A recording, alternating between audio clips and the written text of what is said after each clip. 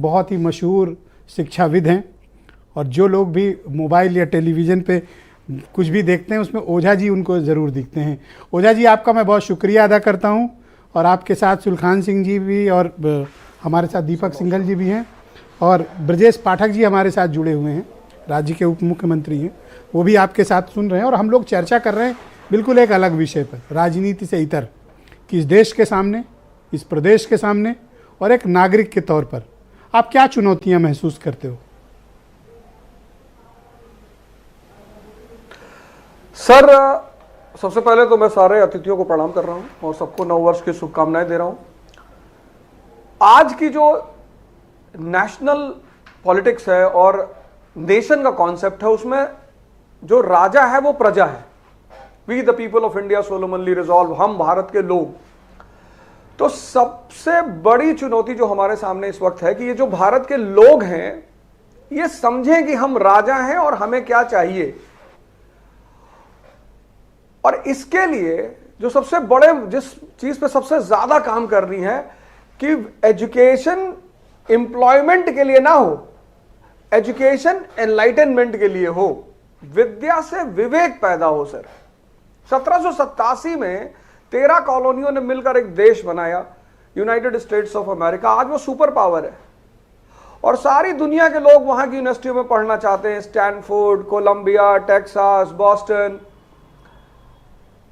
फिर आप देखो चाइना को, देखो 1970s के बाद, 1970s से पहले कितनी बुरी हालत है चाइना की, और आज चाइना पूरी दुनिया में एक पावर बनकर उभरा है। एजुकेशन, फिर उसकी प्रायोरिटी, हमारे बहुत सारे बच्चे हायर एजुकेशन के लिए चाइना जा रहे हैं। हमारे पास सबसे बड़ी चुनौती है कि ये जो जनता है, अभी माननीय उप मुख्यमंत्री जी और हमारे जो अधिकारीगण लोग बैठे हैं, वो सब लोग निर्माण हो रहा है और 22 जनवरी को उसका उद्घाटन भी है, हमारे माननीय प्रधानमंत्री जी भी जाएंगे।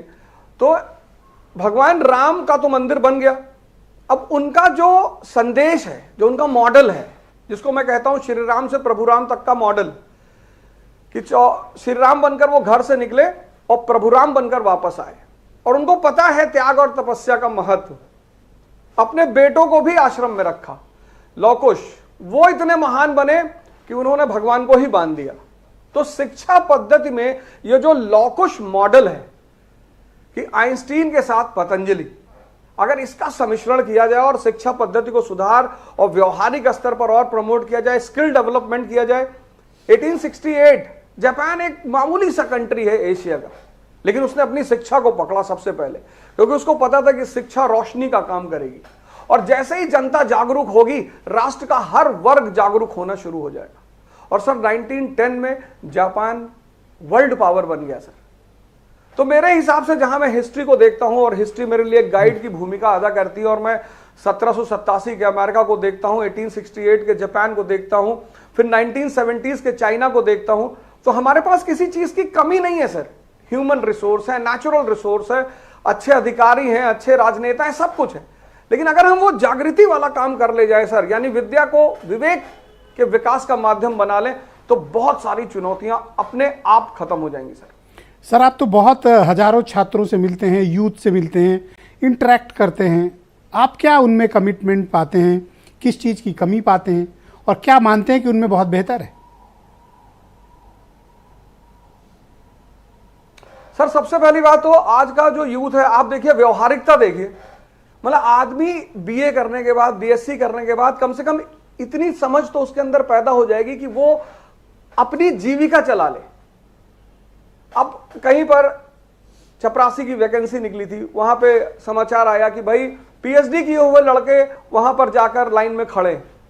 अब एक पीएचडी स्कॉलर है डॉक्टर राम मनोहर लोहिया, बर्लिन से मद्रास पहुंचते हैं, जेब में पैसा नहीं है। सर, हिंदू के ऑफिस जाते हैं, कहते भाई हमें एक आर्टिकल लिखना है, उसको आर्टिकल लिख के देते हैं, उस आर्टिकल का उस समय उन्हें 200 रुपया मिलता है। उनकी एजुकेशन कितना प्रोडक्टिव रही होगी सर, कि उनको एम्प्लॉयमेंट सर्च नहीं करनी पड़ रही है, इतनी योग्यता पैदा कर दी, इतना टैलेंट। आज वो जो है, आज वो जो योग्यता है, वो जो टैलेंट है, वो जो अपने आत्मनिर्भर होने का जज्बा है, वो यूथ में बहुत मिसिंग है सर, बहुत मिसिंग है। उसके छोटे छोटे कॉन्सेप्ट्स खराब है सर, मतलब छोटे छोटे, तंबाकू खा रहा है, कह रहा है बुद्धिवर्धक चूरन है। सर ये तो रिक्शे वाले भी खा रहे सर। तो ये जो आज का यूथ है बहुसंख्यक, जिनके घर अच्छे हैं, जिनके परिवार अच्छे हैं, जिनको संस्कार अच्छे मिले, वो तो सर अपने ट्रैक पर आ गए हैं। लेकिन जिस हर आदमी के साथ ऐसा नहीं हो पा रहा है, तो बहुसंख्यक सर इस समस्या से लड़ रहे हैं कि बहुत शिक्षित होने के बाद भी आत्मविश्वास नहीं है सर। जी ओझा सर हमारे साथ जुड़े रहिएगा, हम थोड़ा परिचर्चा को एक स्टेप आगे बढ़ाएंगे। वीरेंद्र जी भी हमारे साथ आ गए हैं, पर उनकी ओपिनियन लेंगे, फिर पाठक जी के पास एक फाइनल ओपिनियन के लिए चलेंगे। वीरेंद्र जी, एक पत्रकार के रूप